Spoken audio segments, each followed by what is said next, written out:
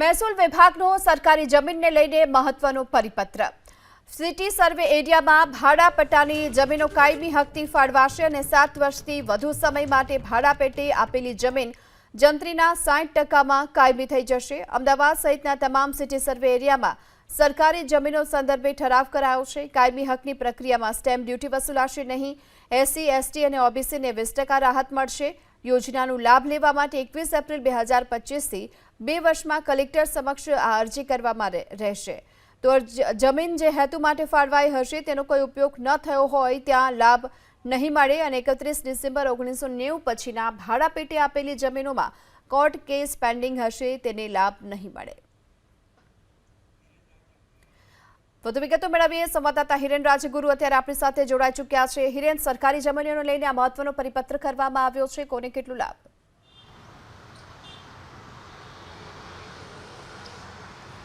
જો સરકાર એક તરફ રાજ્યની અંદર નવી જંત્રી જાહેર કરવા જઈ રહી છે, પરંતુ નવી જંત્રી જાહેર થાય એ પહેલા આ પરિપત્ર ઘણો જ મહત્વનો સાબિત થાય તેવું છે। કારણ એ છે કે 1990 થી સરકારે સિટીની અંદર સિટી સર્વે વિસ્તારની અંદર જે જમીનો ભાડા પટ્ટેથી આપેલી છે, પછી તે સરકારી જમીન હોય કે સરકારી ખરાબાની જમીન હોય, તે ભાડા પટ્ટેથી આપેલી છે તેને હવે કાયમી હક આપવા માટેનો આ પરિપત્ર ઠરાવી રહ્યો છે। 7 વર્ષથી લઈ અને 30 વર્ષ સુધી જે જમીનો ભાડા પટ્ટે આપેલી છે તેને હયાત જંત્રીના 60%થી લઈ અને 15%, એટલે કે 15%થી 60% સુધી તેની રકમ વસૂલવામાં આવશે અને તેને કાયમી હક આપી દેવામાં આવશે।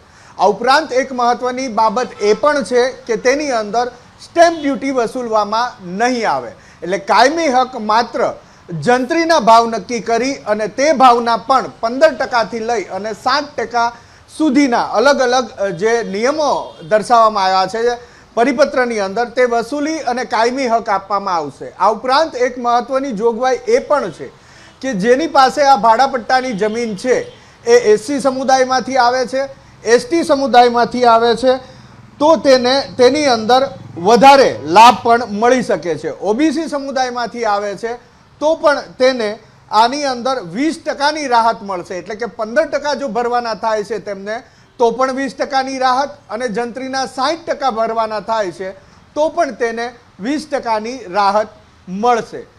નિયમ અંદર અત્યારે એ પણ ટાંકવામાં આવ્યો છે કે મૂળ હેતુ માટે, જે હેતુ માટે આ જમીન ભાડા પટ્ટે આપવામાં આવી હતી, જો એ હેતુ બર નથી આવ્યો, એટલે કે એ હેતુ પ્રમાણે કામ નથી થયું, તો પછી તેને આ લાભ નહીં મળે।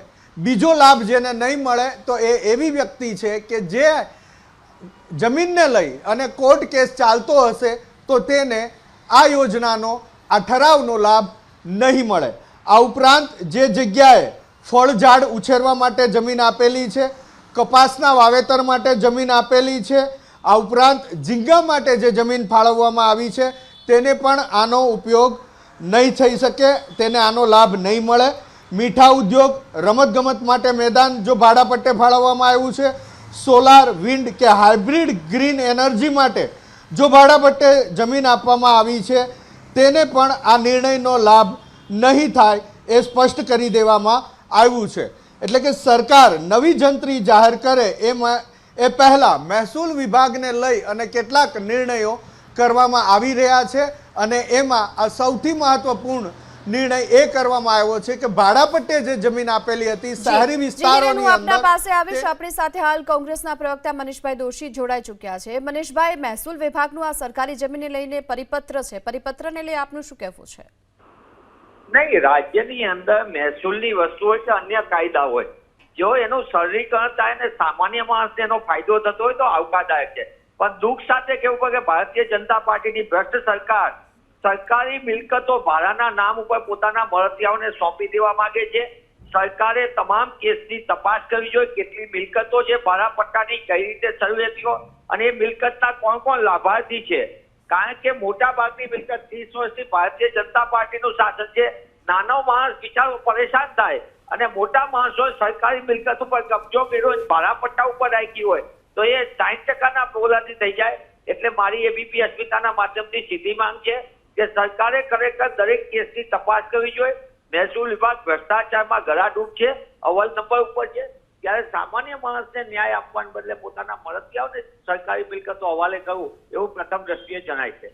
જી આભાર આપનો આ સમગ્ર માહિતી બદલ. તો સિટી સર્વે એરિયામાં ભાડાપટ્ટાની જમીનો કાયમી હકથી ફાળવવામાં આવશે. સરકારે આ જે મહત્વનો પરિપત્ર મહેસૂલ વિભાગ તરફથી જે કરવામાં આવ્યો છે, 7 વર્ષથી પણ વધુ સમય માટે ભાડાપટ્ટે આપેલી જમીન જંત્રીના 60%માં કાયમી થઈ જશે.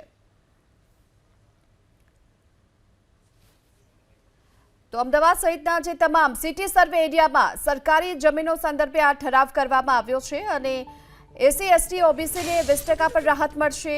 આ સાથે જ આ યોજનાનો લાભ લેવા માટે 21 એપ્રિલ 2025થી 2 વર્ષમાં કલેક્ટર સમક્ષ અરજી કરવાની રહેશે. તો 31 ડિસેમ્બર 1990 પછીના ભાડાપટ્ટે આપેલી જમીનોમાં કોર્ટ કેસ પેન્ડિંગ હશે તો લાભ નહીં મળે અને જંત્રીના 15 થી 60% વસૂલીને કાયમી હક પણ આપવામાં આવશે. આ તરફ હાલ કોંગ્રેસ તરફથી કહેવામાં આવી રહ્યું છે કે ભાજપના ભાડાપટ્ટાના નામે મળતિયાઓને સરકારી જમીન આપવાનું આ કારસ્તાન છે. મહેસૂલ વિભાગમાં ભ્રષ્ટાચાર ચાલતું હોવાની વાત પણ કોંગ્રેસે કરી છે અને ભાજપે પોતાના મળતિયાઓને સરકારી મિલકતો આપવા માંગે છે, આ આરોપ લગાવ્યો છે કોંગ્રેસ તરફથી. મહેસૂલ વિભાગના પરિપત્ર પર કોંગ્રેસે સવાલ ઉઠાવ્યો છે. સરકારી જમીનને લઈને મહેસૂલ વિભાગે આ મહત્વનો પરિપત્ર કર્યો છે, જેને લઈ કોંગ્રેસે સવાલ ઉઠાવ્યા છે અને મહેસૂલ વિભાગમાં ભ્રષ્ટાચારનો આરોપ પણ લાગ્યો છે.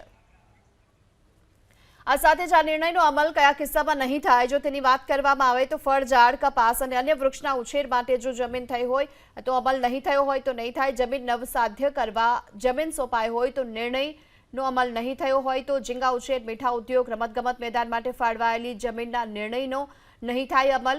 જમીન જે હેતુસર ફાળવાઈ હોય તેનો કોઈ ઉપયોગ ન થયો હોય તો ત્યાં પણ આ લાભ નહીં મળે. આ સાથે 31 ડિસેમ્બર 1990 પછીના ભાડાપટ્ટે આપેલી જમીનોમાં કોર્ટ કેસ પેન્ડિંગ હોય ત્યાં પણ આ લાભ મળવાપાત્ર નથી.